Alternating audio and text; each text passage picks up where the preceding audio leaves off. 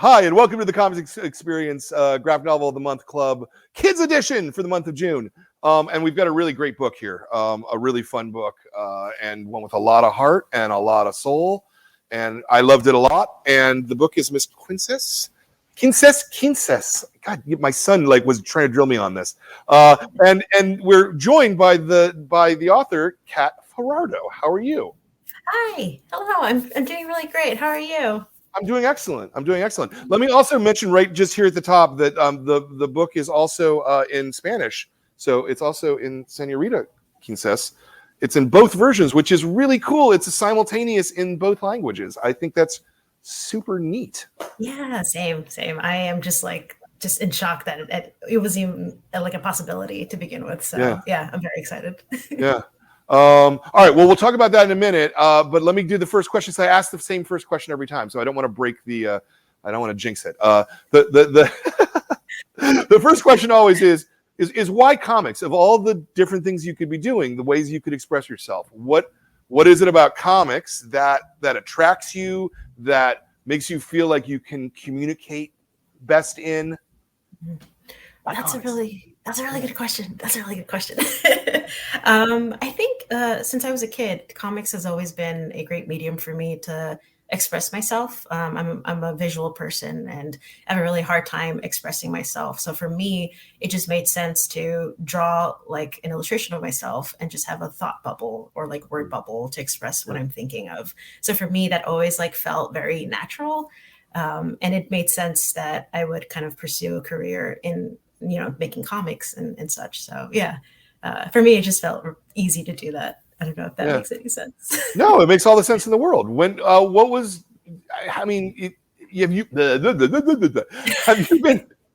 you been asked drawing comics your whole life, that as long as you can remember?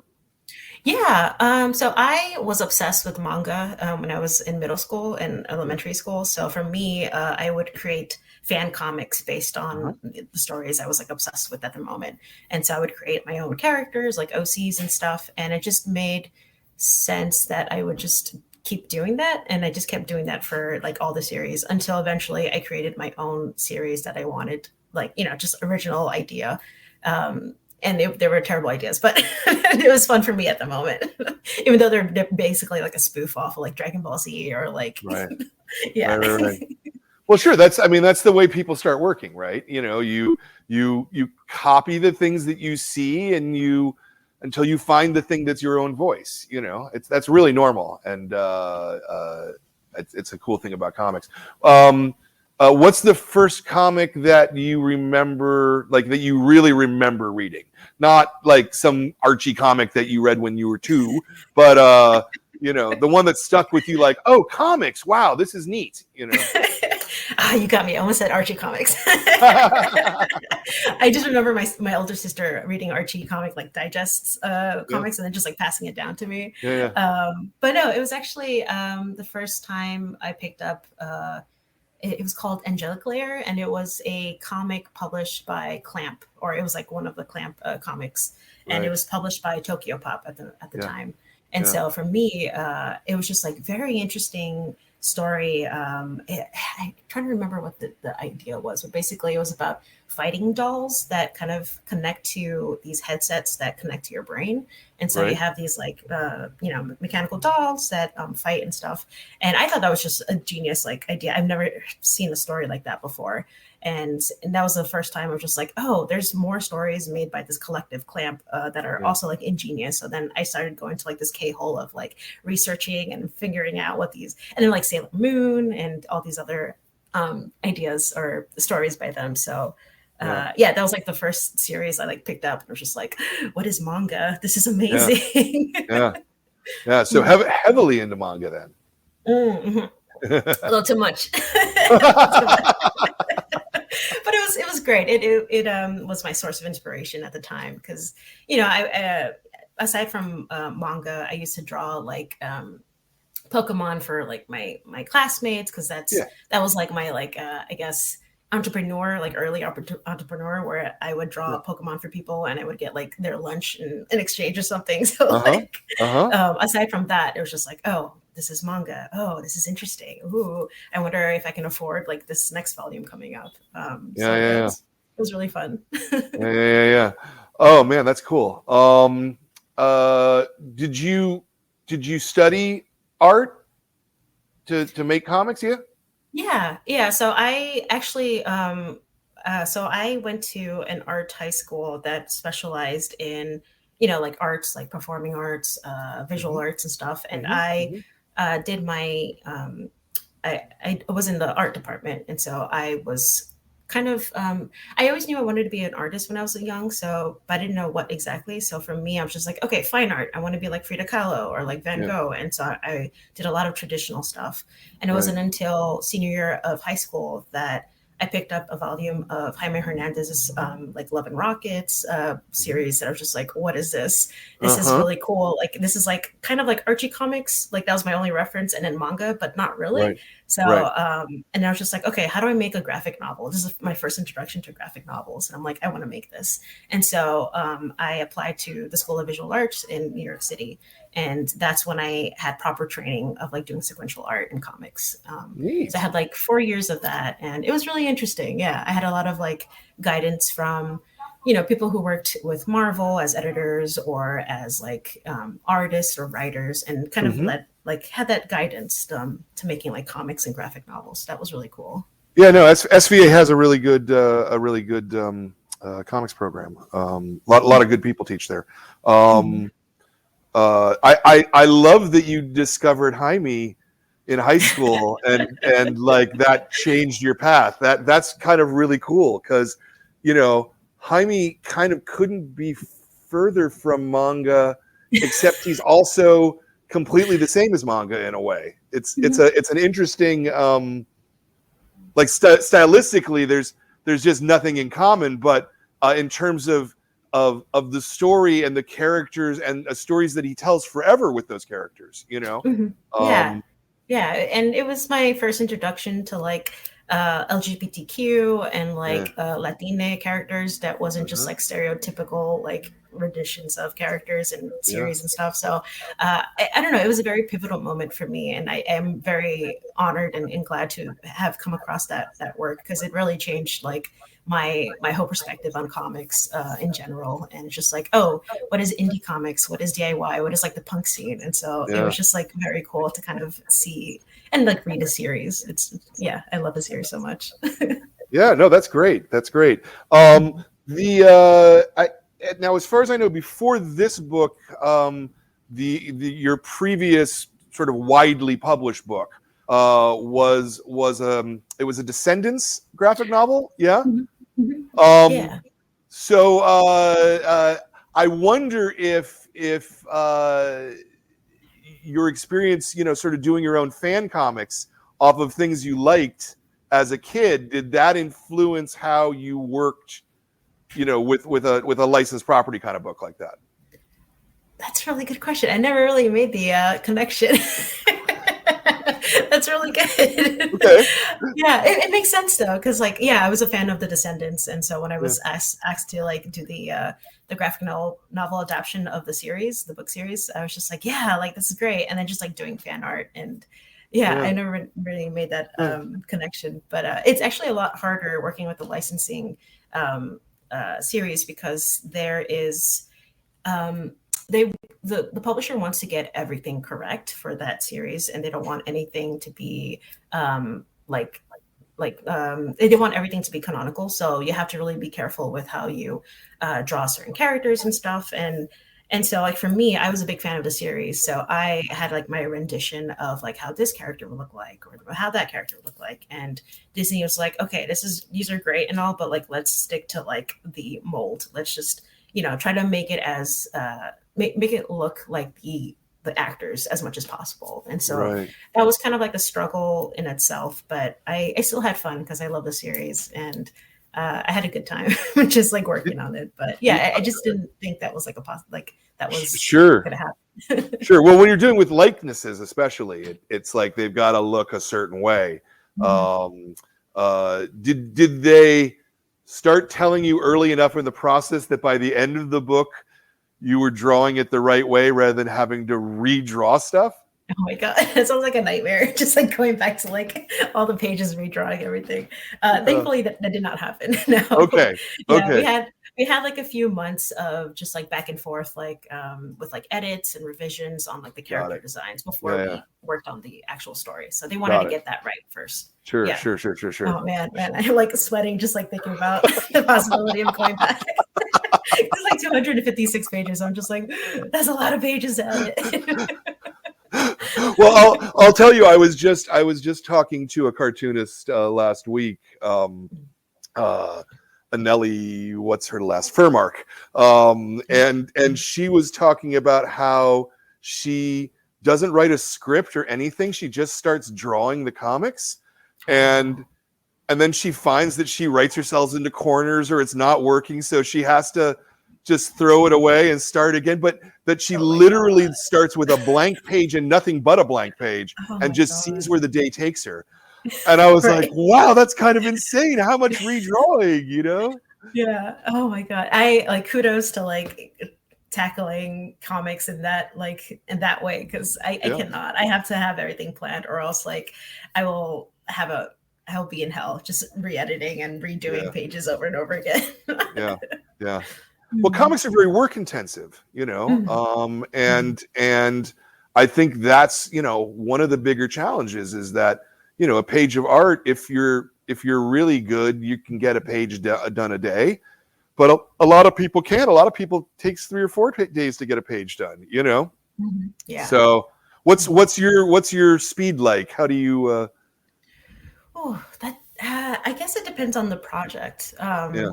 For the Isle of the Lost, it was a longer process because there was like a licensing series. So like it was a lot of back and forth on like getting things accurately.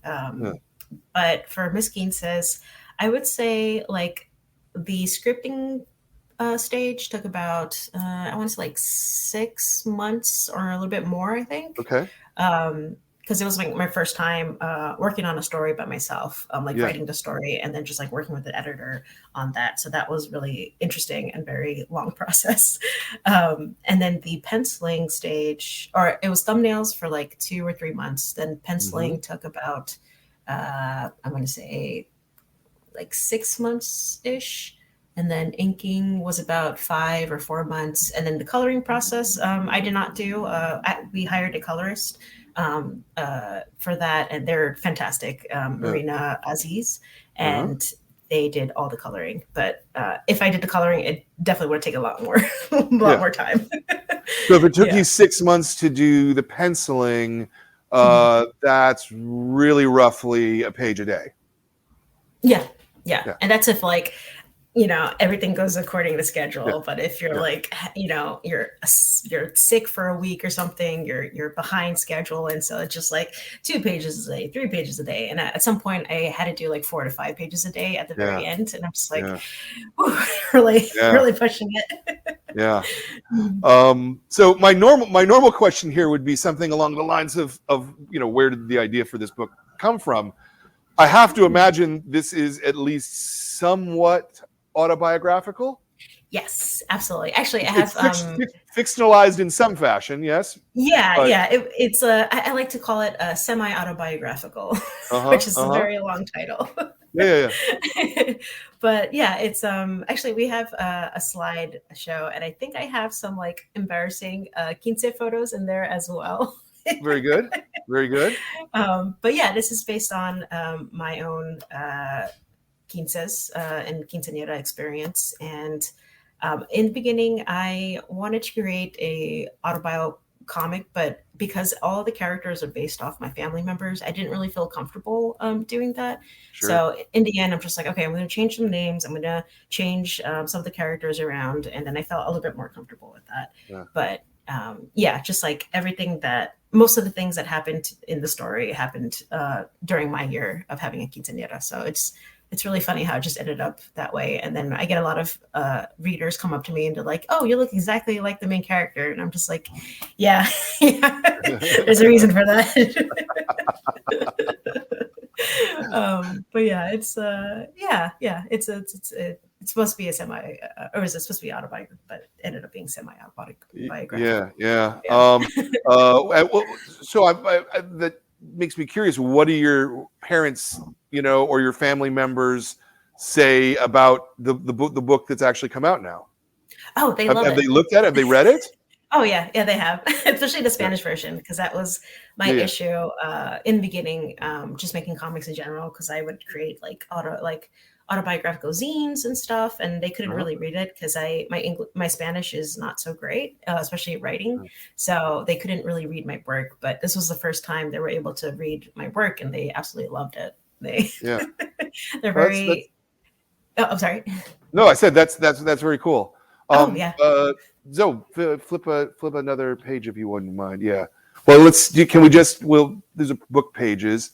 Tell us when you want to start talking about something that we've got on the slideshow. Oh yeah.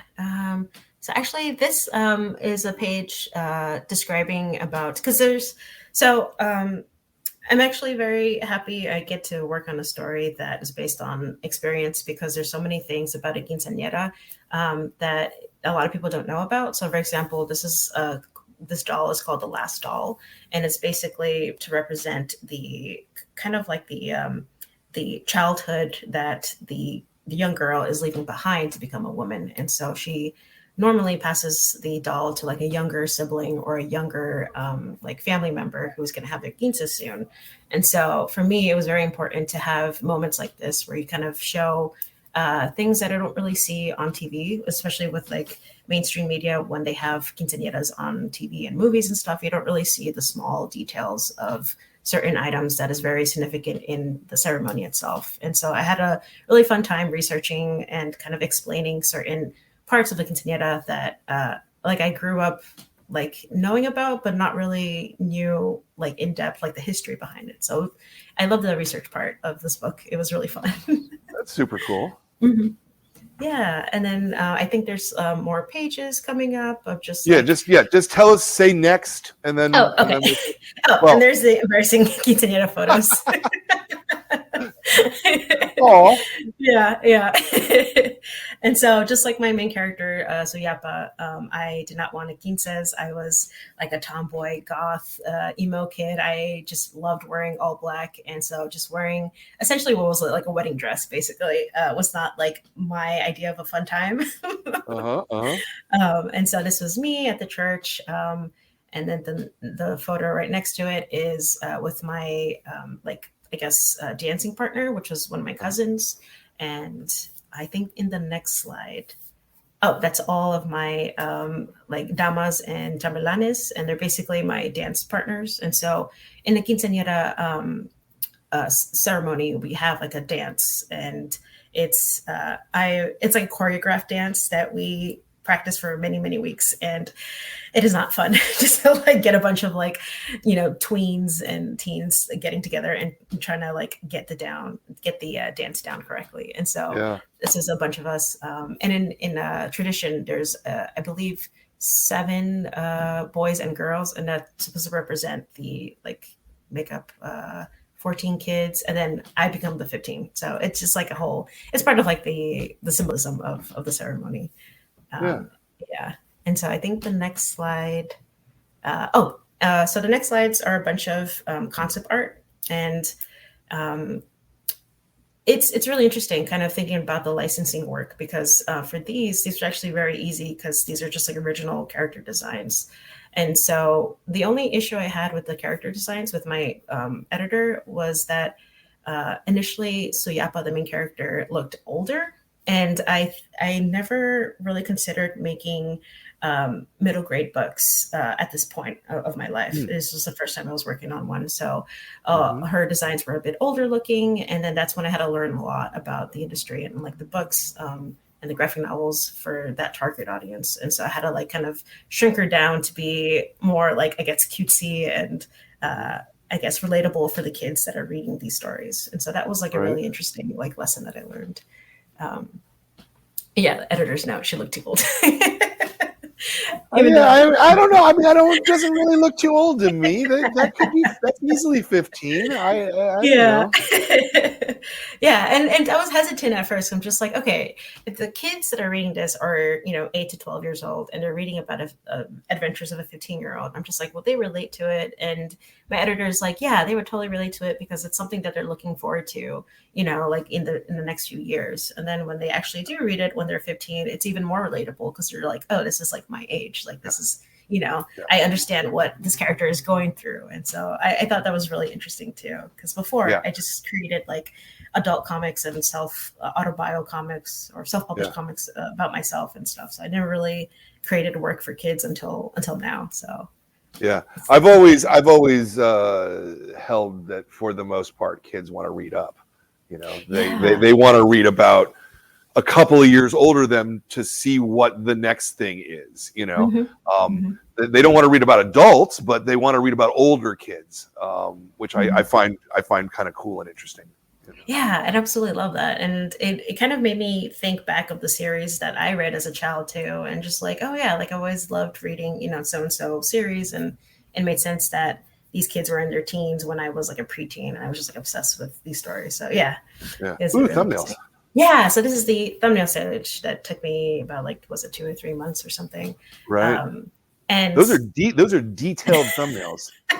Thank you. You put a lot of work into that, clearly. Yeah. So yeah, it was the first time I worked on a. So I did the Owl Lost, like the Descendants book, and I did the thumbnails and stuff. And for this book in particular, I really wanted to go out of think out of the box and think about page layouts and panel layouts and stuff like that. So I had a lot of fun with this, but it was also like a lot of work. So it just like took more time than usual, but I do love the thumbnailing stage and just getting that basic idea of what the page is going to look like. So I absolutely love this stage a lot. Yeah. So you see the script comes first though for you. Yes. Yeah. And so we can just keep the thumbnails up for a minute here. Let's talk about the scripting process because the book is bilingual. Mm-hmm. Did you write it in English? Did you write it in English and Spanish at the same time? Did you write it first in English and then someone else did a pass on Spanish? Since you said that your Spanish wasn't very good, I'm just curious how it broke out. Yeah, so I wrote the whole script in English, and there was some moments of like words in Spanish that is very like I guess related to the dialect of Honduras. Because for me, it was a very important for the Spanish translations to have certain Honduras isms in there, because that's something I didn't really see a lot growing up in like Spanish media and stuff. And so for me, I wrote the script in Spanish, and then we passed it off to a translator, and then I had like notes there, just be like, hey, like make sure that when a character says, instead of like kid, like niño, in Honduras we say cipote. And so for me, that was like very important to have like little sprinkles of Honduras isms in there. And so, we had someone else do the translation because my Spanish is not good. Is it weird to have a book simultaneously published in both languages where you only wrote one of them?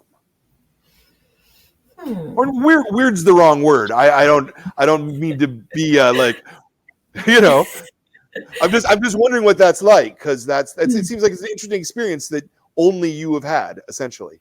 Mm-hmm. Yeah, I think for me, so we, in the beginning, before we did the translations, during the planning stage, my editor and I were trying to figure out how to translate certain things. For example, in the English version, there's no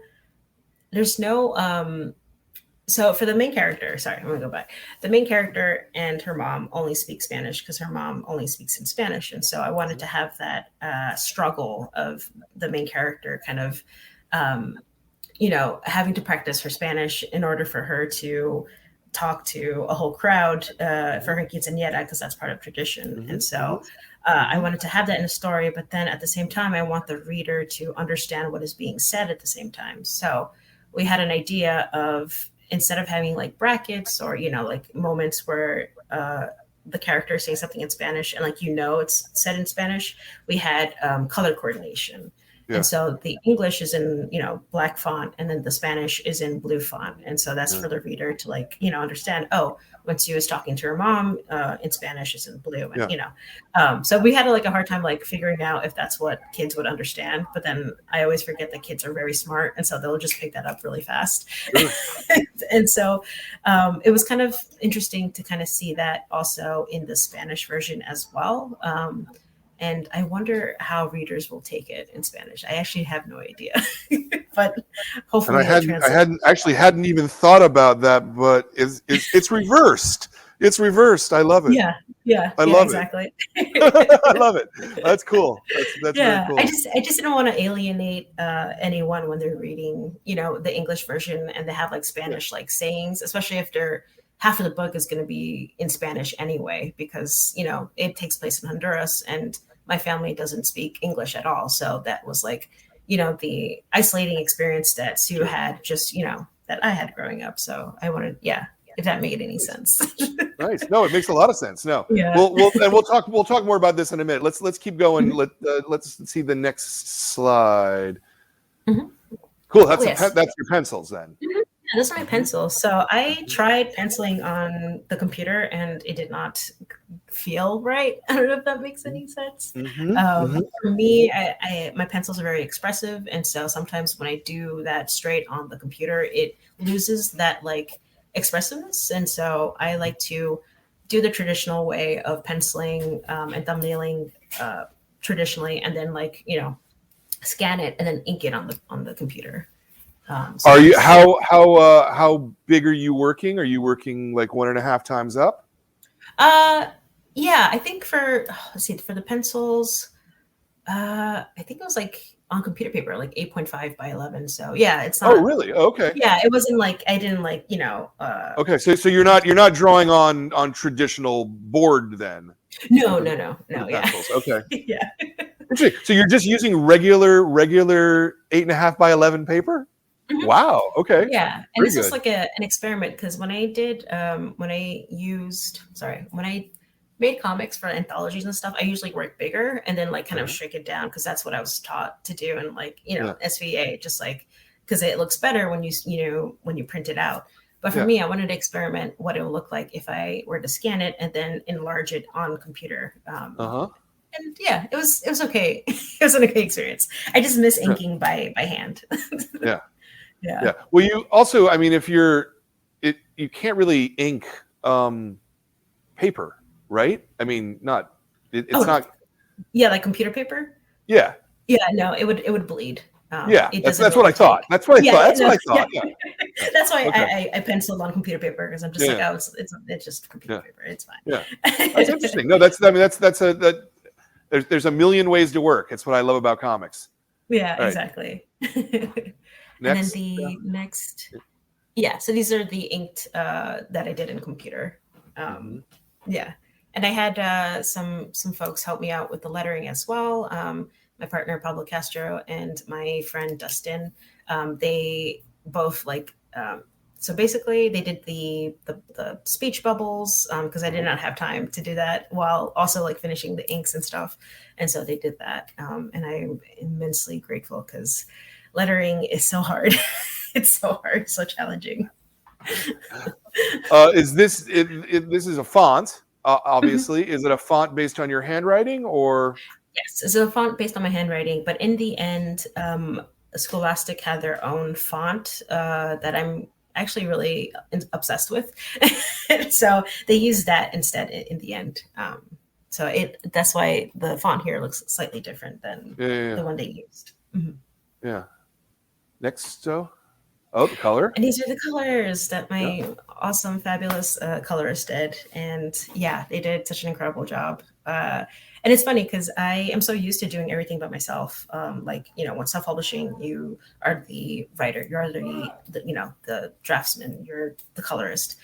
And working with another colorist on this was like really challenging because in the beginning, because I didn't want to let go of that role because it just felt like I had to be in charge of colors on top of like everything else.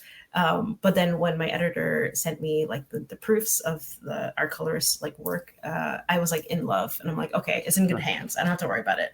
Just like you do your thing. I'll finish up the rest of the comic. Yeah, love it. Next.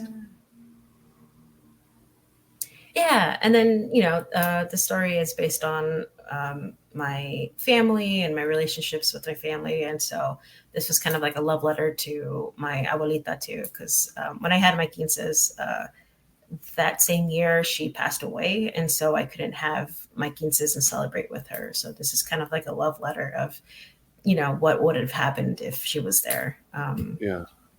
So it's it's very close to my heart, the story. So, no, I like that. Mm-hmm. Next. Oh, that's it. That's the last slide. Great. Oh yes, the last slide. Sorry. There we go. No, very good. Very good. I'm told we have an audience question. And if anybody is sitting and watching at home, put your questions in the comments and we'll get it asked for you.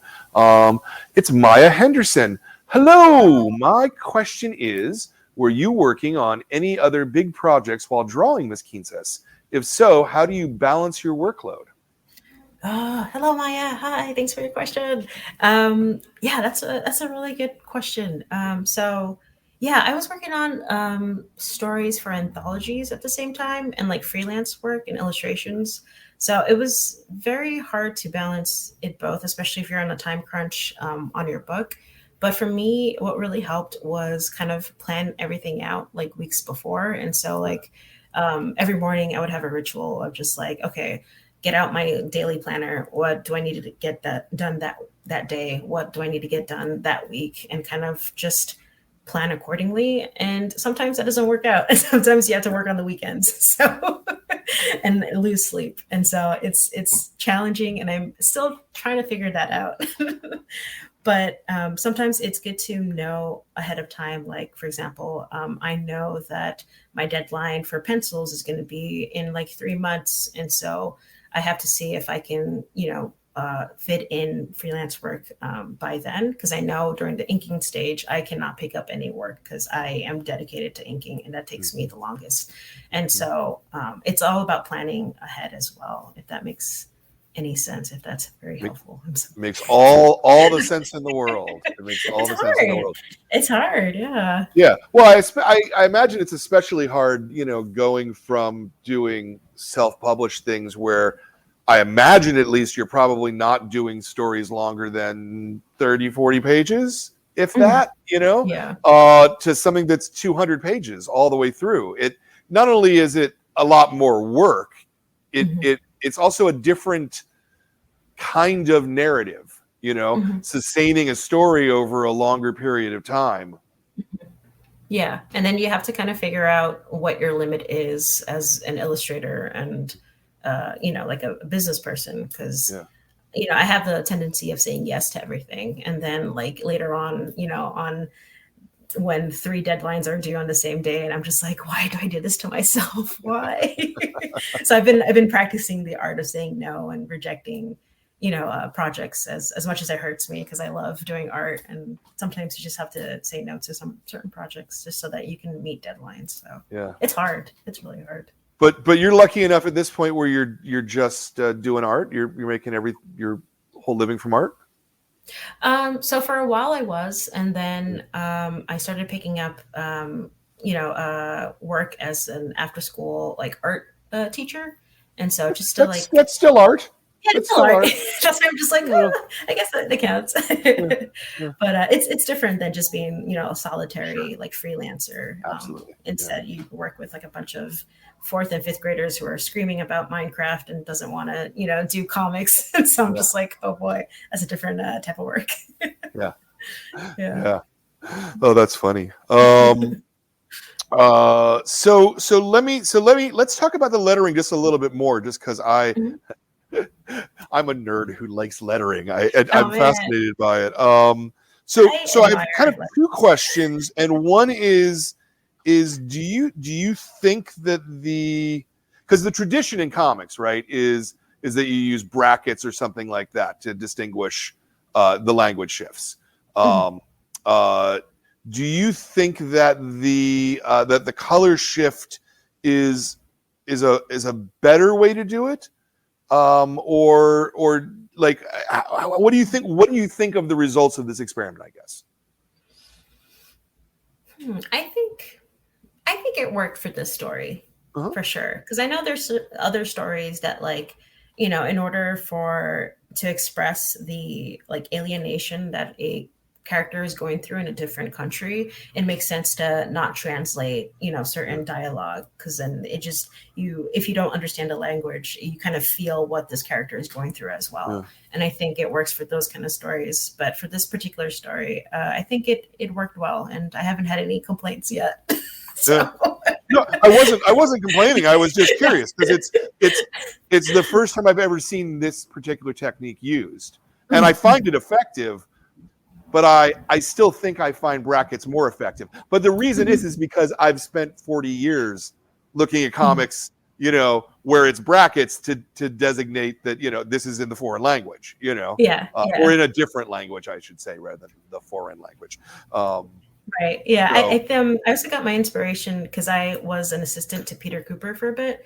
And so for his book Ruins, that's what he did when his story took place in Mexico, and, you know, there's characters learning Spanish as well. So he had some like phrases in Spanish sprinkled throughout the story, but when the characters themselves were gradually, you know, speaking Spanish themselves, they had certain font in different colors, and in different you know, font styles. And so I thought that was really cool, and that was definitely a huge inspiration for this story.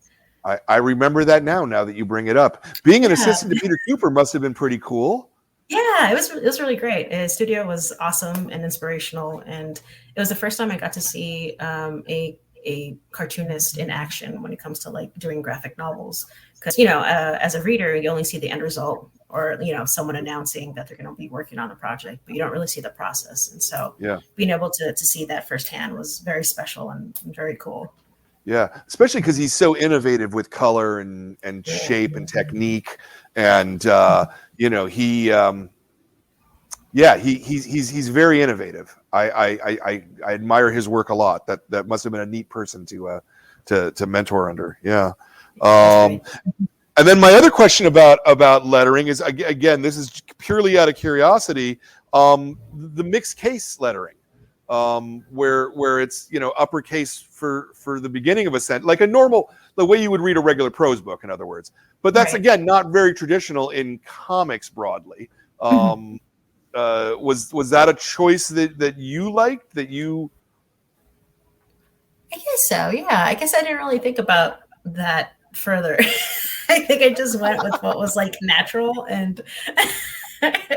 I admire letterists and their crafts so much, because there's just so much thought and like process to it that you don't really like question until you're at the, you know, the hot seat, and you're like, oh, how do I letter? Like, I don't know how to they do this. So I just did what was like what felt natural to me at the moment, and yeah, it's that's a really good question. Now I'm gonna question how I letter. I mean, ideally, lettering's invisible, right? Like, ideally, you don't even notice the fact that there's lettering, you know, and yet it determines so much of the thing. What about things like the little scratches and stuff? Did you hand draw those into the art, or are those a lettering layer? I did hand draw those. Yeah, okay. And I kind of wish I did more elaborate versions of those, but like because of like time crunch, I'm just like, oh, I'm going to come back to it, and I never did. So, but they look fine. But yeah, I think for the next book, I definitely want to go all out and just like create, you know, elaborate ways of doing, you know, like sound effects and, you know, stuff like that. Yeah. Did you actually, right before your QUINCES, go through a lice breakout? Yeah. Wow. Yeah, it was not fun. It was not that fun must have been rough. Yeah, but you know, it's just like one of those funny, you know, moments that you kind of look back and reflect and just laugh about. Sure. Yeah. And also Even in San Francisco public schools, they kept getting the lice. The kids would get Oh lice, my and gosh, it's what I don't know why it only seems to really hit kids. I guess we Because they just touch touch everything. Yeah. Yeah. Yeah, Yeah, I'm surprised I exactly. haven't had lice too. I'm just like always sitting on floors and stuff. So like even Yeah, as an adult, I'm just like any day now. funny. All right, so there's another question I am told from Kelly Morgan. And the question is actually from her daughter KATT, who is one of your 8-year-old fans. What was your favorite part of making this book? Oh my God, thank you so much for the question. Another cat, awesome. My favorite part of making this book. Oh, that's a really good question. I haven't thought about that. I guess for me, I guess I have two parts of this question. So I love the penciling part. Penciling is always really fun to do, and just like you get to go crazy with the panels and kind of pose characters doing certain things. So it just feels like you're a director. And I just really love that feeling. But aside from that, like the method part, I also love doing research. The researching of just like what the quinceañeras, like ceremonial parts, mean, in terms of just like cultural significance and just like religious significance, and also just going back to my like photo albums when I was a quinceañera. And when I was younger, I did not look at those photo albums for years because I thought they were just like embarrassing. So I'm just like, no, I don't want to be reminded of me putting on a dress and being uncomfortable for hours. But when I was doing research for this book in particular, going back to these photo albums was such a nice like walk down memory lane, and made me appreciate having a quinces in the end, because it's just like, oh, I can look at it fondly now and just be like, oh, I actually had fun. I remember even though I was very uncomfortable wearing this dress, I ended up being on the dance floor later that night. So I'm just like, oh, I had a great time. I don't know why I was like thinking it was very embarrassing. So yeah, I think that was my favorite part, just going back to the photo albums. Yeah. Nice. But, You yeah. I feel as though that you got some sort of, I don't know, revenge is probably the wrong word, but that Sue gets to actually wear a dress that more reflects who she is, Yeah. whereas you were all in white. Yeah. Yeah. Yeah. I think I was definitely projecting the kind of dress I definitely would have wanted if, I had the option of having a quinceañera. So I definitely would have loved to have like a black dress. Yeah. Yeah. Yeah, no, I liked her new look too. That she looked really good at the end. Thank you. What was I was going to ask something? What was I going to ask? I lost my train of thought there. You don't remember what I was going to ask? I'm so sorry. You know what? So one of the things I just wanted to comment on, I really liked the way you rendered her panic attacks. Oh, thank you. Because I thought it really stood out from the other parts of your art, and it really had a tangible, like you could feel kind of the weight of it, Mm-hmm. Yeah. So I actually had my first anxiety attack when I was celebrating my quinces, just doing the choreograph work, and just like not being able to properly express what I wanted in Spanish, and just so all the stress and buildup kind of just fell apart, and I was just like a panic attack, and I'm like, what is this? I don't know what's happening to me. And then my parents didn't know what was happening, so they had to take me to the hospital, and we figured out later on it was a panic attack. But like that feeling, that visceral, like everything is just like closing in, and I just feel like awful, like that. When I have a panic attack, that's what I imagine what it would look like if it was like shown around me. So it's just years of experience as being an anxious person. And and I've done some work for anthologies before. This one anthology called Sweaty Palms, and it was an anthology about anxiety and how people tackle it, and what it feels like. And one of the work I created for it was how to like deal with anxiety attacks, and so different methods and stuff. But I actually talked about having my first anxiety attack in that comic I made, and it was took place in Honduras for my quinceañera. And so the effects I did, the texture effects, was exactly the one I used in Miss Quinces, because that it just felt like that's how it translates in art for me. Yeah, no, it was very, very nice. Thank you. No, I mean, very, not nice, but effective. It was very effective. Yeah, it made me feel it in the moment. What was the process to pitch the book? Did Scholastic find you? Did you find an agent first? Like, how did it work for you? So I was very, very lucky. I self-published comics before and posted them online, and that's how my agent found me and reached out to me, and she's like, yeah, I want to like work with you, and let's make it happen. And so my wonderful agent Linda Camacho is like a godsend. She was able to open doors for me in this publishing industry, because I had no idea like I can publish books or graphic novels. I was just doing my own thing, like my own self-published stuff. And so yeah, that was great. And I had some editors reach out to me and ask if I wanted to create some work with them, and I didn't know what I wanted to create. At the moment, I had some ideas for like YA or like adult stuff. And so I didn't think about doing stuff for middle grade.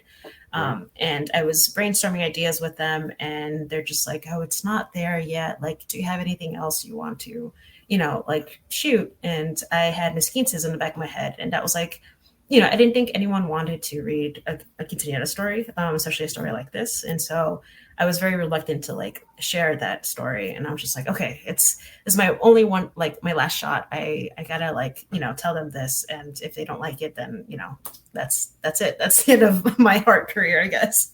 And I told them the idea, and they absolutely loved it. And this was before I worked with my agent. And so when my agent reached out to me right after, and I told her like, yeah, there's an editor that wants to work with me, and I have this story, and I want to like, work with them on like, what should I do? And then, she helped me with the pitch process of having a pitch packet. And if anyone out there doesn't know what it is, it's basically you create a sampler of what your comic is going to be like, what your book is going to be like. So you can have like, the cover, what the cover is going to look like, what, sample script, what the characters are going to look like, sample pages of the comic itself. And so just to give the editor an idea of what it's going to look like. And we worked together on creating this pitch packet for Miss Quinces. And then lo and behold, a bunch of editors, I guess my agent was talking to a bunch of people at the time, and they wanted Miss Quinces for their like publishing houses. And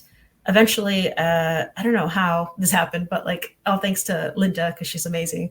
But there was like an art bid or a housing bid, a publishing bid. And so there's a bunch of publishing houses that wanted to work with me. And then, I think it was like a couple of days of that. It was like I think 5-house bid.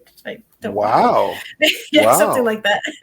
That must have made you feel really, really great that like multiple people saw the value in what you were doing.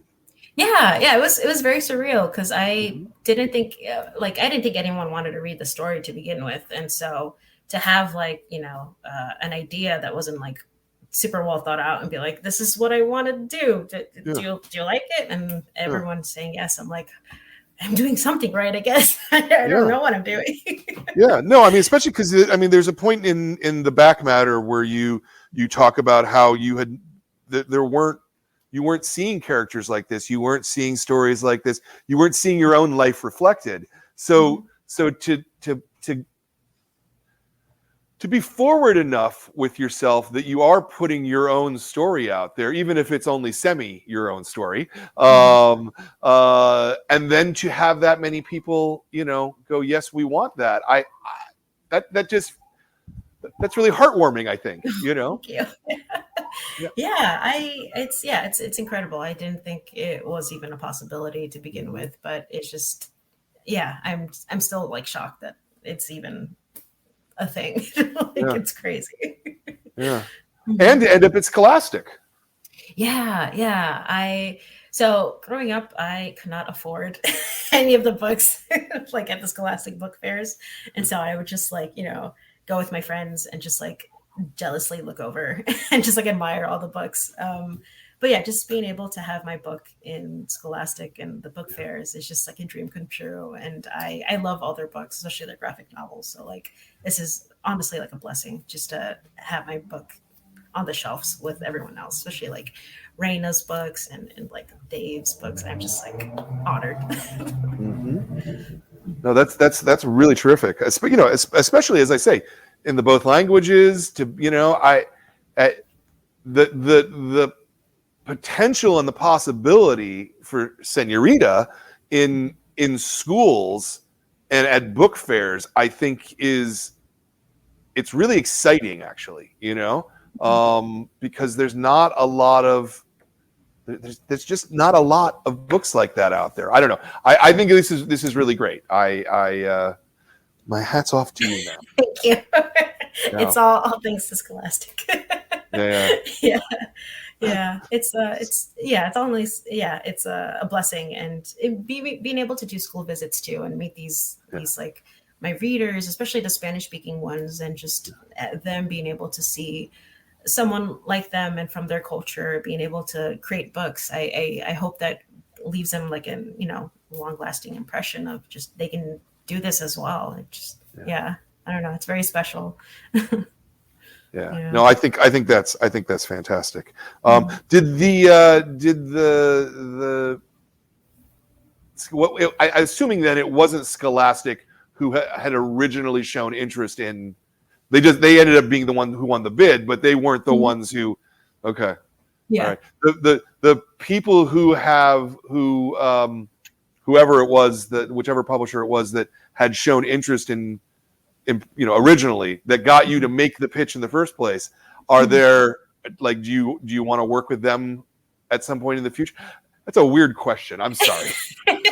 No, I definitely do. And I hope they're not mad that I went with Scholastic, but I don't think anybody's ever going to be mad that you went with Scholastic. Yeah, I hope not. Yeah. But yeah, I would love to. They also create like YA books and stuff. And so I would love to venture into YA and older books as well. So hopefully that's still possible.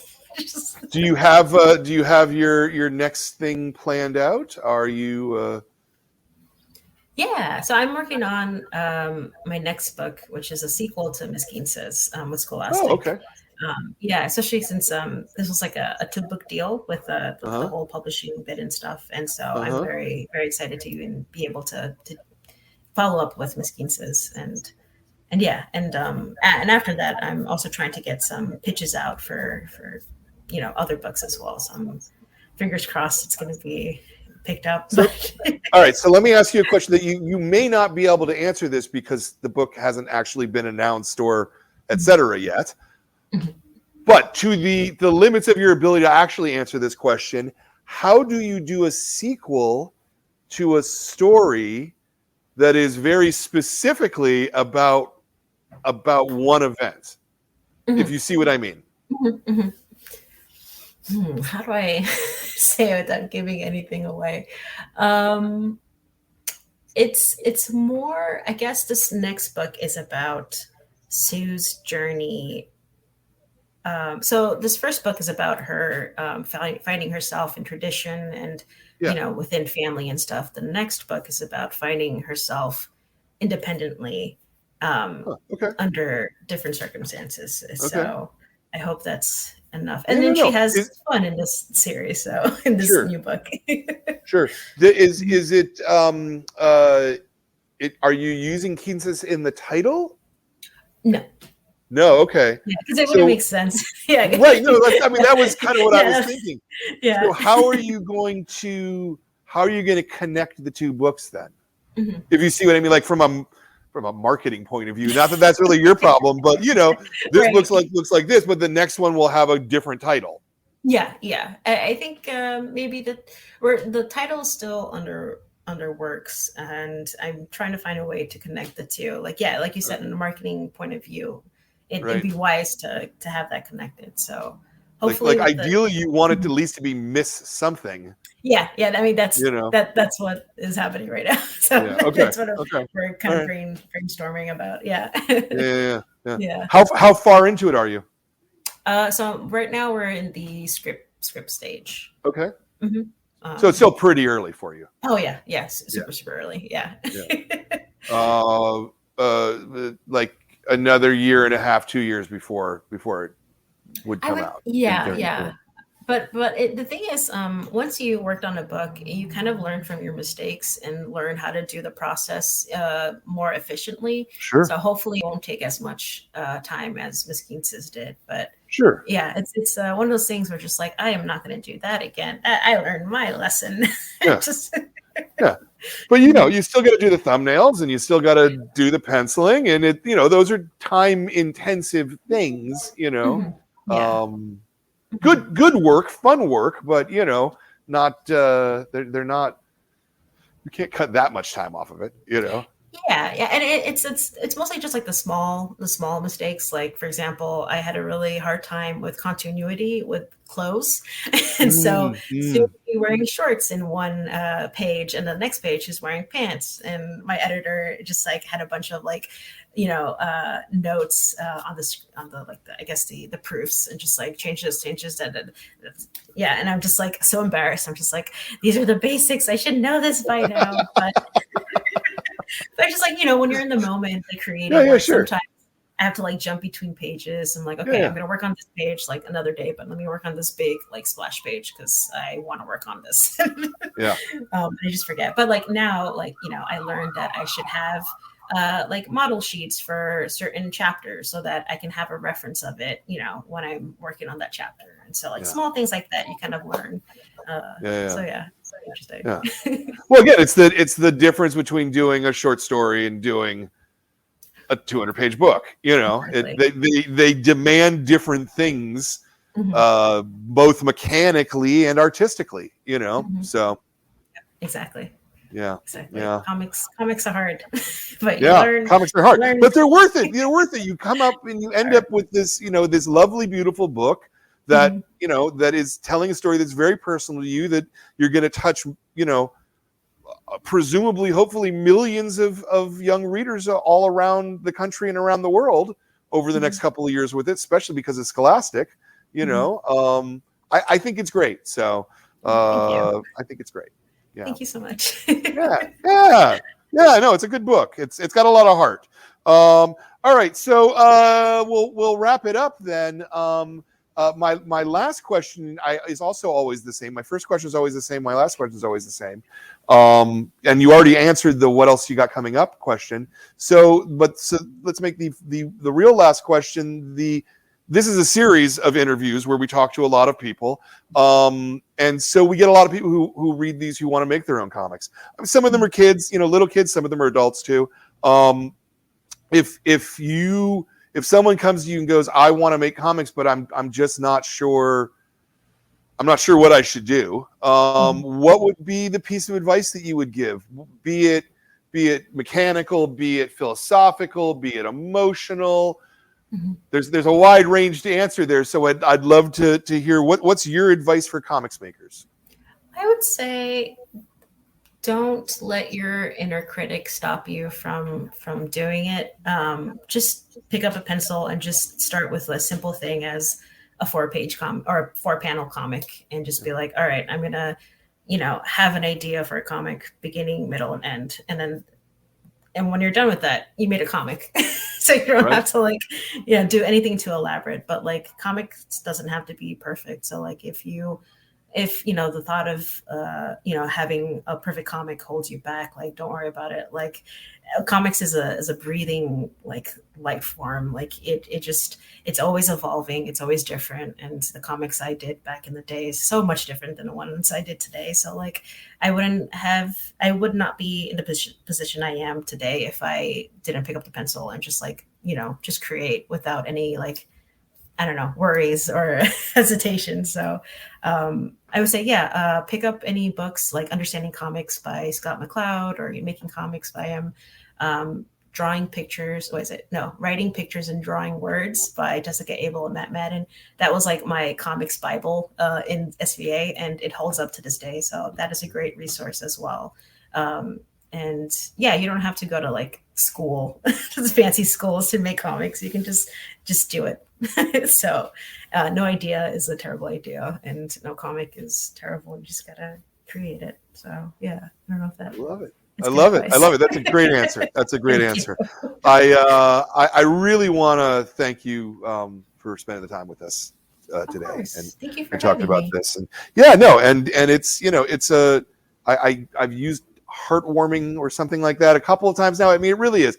It really felt from the heart, and I learned things. I love being a 55-year-old person who can still learn stuff. And learn it from comics too. My favorite media. Yay! So good job, buddy. Good job. You did really well here. Thank you so much. Yeah. Put me back on a 1 if you would, please. Thank you. So yeah, if you are sitting at home and you don't know what to read or what to do, I for sure would say Ms. Quinces is a great book, and it's also available, Señorita Quinces. So you get it both ways. It's great. It's really good. I want to say that our next book, the next interview, is on Wednesday. And we've got Sass Millage, who did this fantastic book, Mamo, or maybe it is Mamo.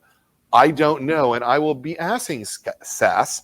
Sass is in Australia, so that's why it'll be interesting. It'll be Thursday afternoon for Sass and Wednesday night for us. But it's a beautiful book, and it's really smart. And even though it's not, even though we picked it for the adult club and not the kids club, a lot of you kids may actually like this. So that's another thought. Next month's kids book is Puppy Night. Oh, this book is fun. It's really pretty, and it's very cartoony, and it's full of action, and it's swell. And we'll be talking to Michael Sweater and Jose Cruz next month. Ooh, it's shiny too. Shiny. That's really cool. I would like to thank Zoe for running the show today, especially stepping in for Ben, who on Father's Day is not with his father. I love you anyway, son. And Zoe also is the manager of the store and keeps everything together for me, along with Kat and Katie. And I love them so much, and I couldn't do it without them. And I also thanks Jordan, who is our producer, doing a lot of the backstage stuff for us. I want to thank all the members of the club that allow us to do this. If you want to join the club, you can see there's ways to do it. You'll figure it out. I want to thank everybody for watching the show today, and I want to thank people like Kat who make comics. Put Kat back up on. Thank you, Kat. We couldn't do it without you. This would not exist without people like you making comics. So thank you for being you. Me. Yeah, thank you for reading comics. This is amazing. Exactly. And everybody should read more comics, especially comics like Ms. Quinces. We'll talk to you next time.